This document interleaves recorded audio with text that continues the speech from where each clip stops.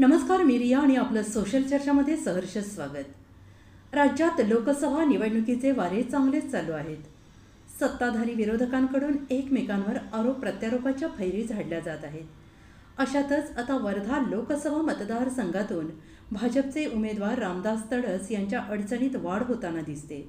तडस यांच्या विरोधात त्यांच्या सुनबाई पूजा तडस यांनी गंभीर आरोप केलेले आहेत। त्यामुळे राजकीय वर्तुळात एकच खळबळ उडाली आहे। संपूर्ण राज्यभरात एकाच विषयाची चर्चा सुरू झाली आहे। याच दरम्यान पूजा तडस यांनी आपले सासरे रामदास तडस यांच्यासह कुटुंबावर अनेक गंभीर आरोप केलेत। शिवसेना उद्धव ठाकरे गटाच्या नेत्या सुषमा अंधारे यांनी घेतलेल्या परिषदेत पूजा तडस यांनी हे आरोप केले आहेत। त्यानंतर अचानक प्रकाशझोतात आलेलं हे पूजा तडस प्रकरण नेमकं आहे तरी काय?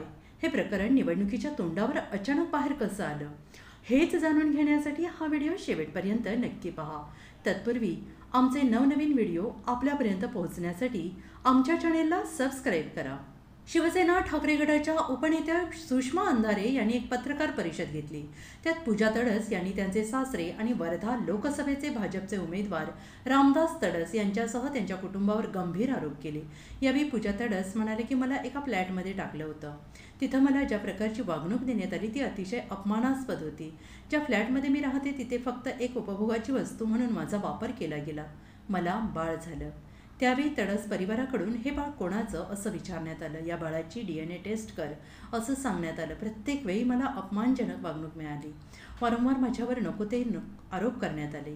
ज्यावेळी मी त्यांच्या घरी गेले होते त्यावेळी मला लोखंडी रॉडने देखील मारहाण करण्यात आली।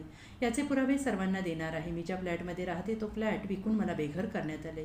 एका स्त्रीवर तुम्ही इतके अत्याचार करता, इतक्या खालच्या पातळीचं राजकारण घडते, मग माझ्यासारख्या मुलीनं कुठं जायचं, असा प्रश्न पूजा तडस यांनी यावेळी उपस्थित केला।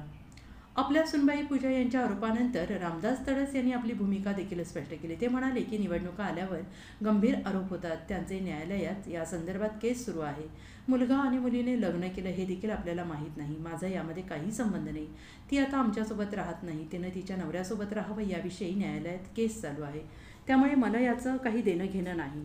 त्यांनी त्यांचं आता पुढे बघून घ्यावं अशा शब्दात रामदास तडस यांनी प्रतिक्रिया दिली। पूजा तडस या अपक्ष म्हणून निवडणूक लढण्याची चर्चा सुरू झाली। यावर खासदार रामदास तडस म्हणाले की जे कधी नगरसेवक पदावर निवडून येऊ शकत नाहीत ते आता खासदारकी लढवणार आहेत। लोकशाहीमध्ये प्रत्येकाला निवडणुका लढवण्याचा अधिकार आहे, त्यामुळे त्यांनी निवडणूक लढवली तरी माझी काही हरकत नाही। यावर पूजा तडस यांचे पती पंकज तडस यांनी म्हणाले की माझा विवाह रद्द करण्यासाठी मी न्यायालयात दाद मागितली आहे। न्यायालयात देखील हे मुद्दे मांडण्यात आले आहेत। हे प्रकरण न्याय प्रविष्ट असल्यानं यावर मी जास्त काही बोलू शकत नाही। विरोधी नेत्यांना हाताशी धरून याचा फक्त माध्यमांमध्ये प्रसिद्धी मिळवणं आणि तडस कुटुंबियांना बदनाम करणं हाच डाव आहे। माझ्या घराला आणि कुटुंबाला फसवण्याचा हा प्रयत्न असल्याचं पंकज तडस यांनी म्हटलंय। त्याचवेळी आपलं म्हणणं लोकांपर्यंत पोहोचवण्यासाठी आपण लोकसभेचा अपक्ष उमेदवारी अर्ज दाखल केल्याचं पूजा यांनी सांगितलं। महिलांना आरक्षण, महिलांच्या सक्षमीकरणाच्या गोष्टी भाजप नेते करतात, मग माझ्यावर का अन्याय केलाय, असा सवाल पूजा तडस यांनी केला। राजकीय क्षेत्रात या उमेदवारीचे अनेक अर्थ काढले जात आहेत। एकीकडे तडस कुटुंबातील वाद या निमित्तानं चर्चेत आला असतानाच पूजा यांच्या मागं नेमकं कोण उभं आहे हा देखील प्रश्न उपस्थित केला जाऊ लागलाय। तुम्हाला आमचा हा व्हिडिओ कसा वाटला हे आम्हाला कमेंट करून नक्की कळवा।